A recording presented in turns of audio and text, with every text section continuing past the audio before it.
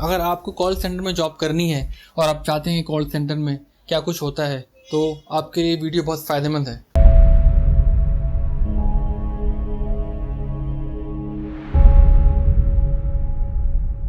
सबसे पहले मेरा एक्सपीरियंस रहा कॉल सेंटर में उस कंपनी के साथ कि जो घर में इलेक्ट्रिसिटी प्रोवाइड करती है। तो वहाँ पर मेरा वर्स्ट एक्सपीरियंस ये रहा, कभी वो दिन में बुलाते थे और कभी रात में बुलाते थे, कोई टाइम फिक्स नहीं था। सबसे बड़ा मसला ये हुआ वहाँ पर कि अक्सर रात को ऐसी ऐसी कॉल्स आती थी कि औरतें रो रो कर बोलती थी कि खुदा के लिए हमारे घर में बच्चे रो रहे हैं, आप बिजली खोल दें। खैर बहुत ज़्यादा हम तो खैर सख्त हो गए थे, कॉल्स ले लेंगे।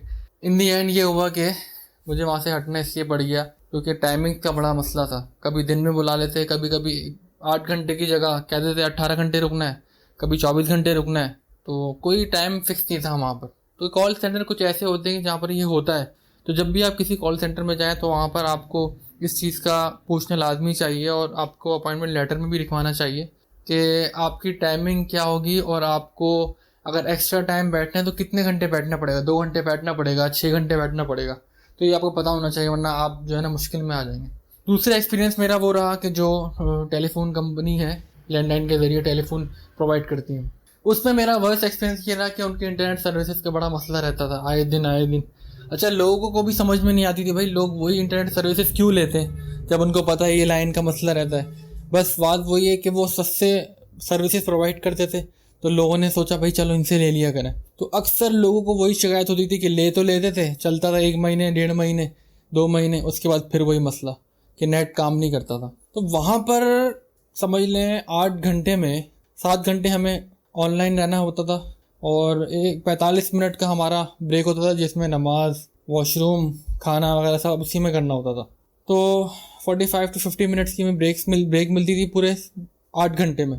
तो 7 घंटे तक लाजमी हमें ऑनलाइन रहना पड़ता था, हमें लॉगिन दिखाना पड़ता था। उसमें वहाँ पर मसला ये हुआ कि 8 घंटे में 200 से 250 कॉल्स लेनी पड़ती थी। अब आप अंदाज़ा करें 5 मिनट में आपने 2 कॉल्स लाजमी लेनी है तो आपका क्या हाल होगा। तो बार बार मतलब जो है ना हमारे मुंह पर ही चढ़ गया था, how may I help you, I am speaking, how may I help you नाम लेकर।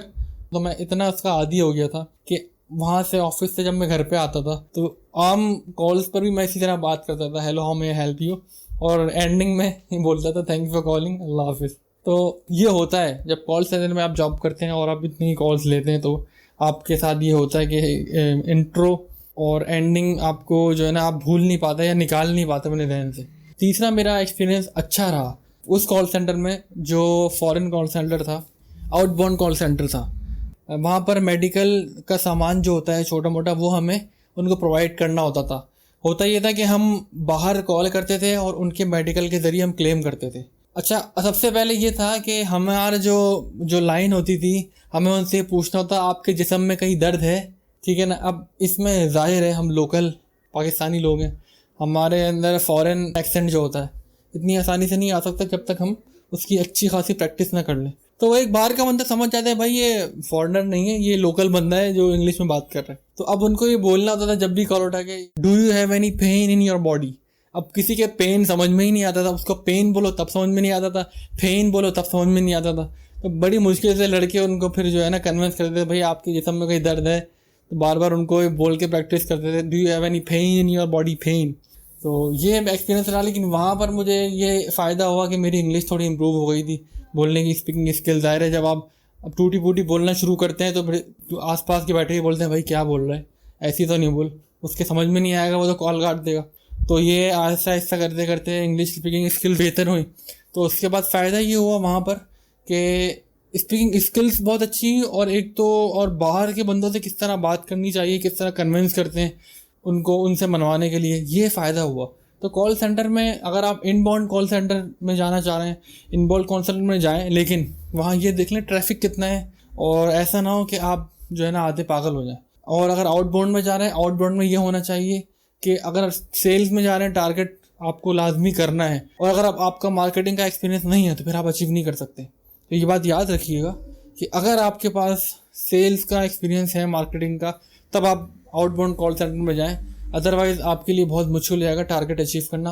अदरवाइज़ ये है कि आप इनबाउंड कॉल सेंटर से स्टार्ट ले सकते हैं अगर आपको कॉल सेंटर में ही जाना है। और वहाँ पर ये मैंने टर्म्स बता दिए आपको कि इन चीज़ों का लाजमी ख्याल रखें। Thank you.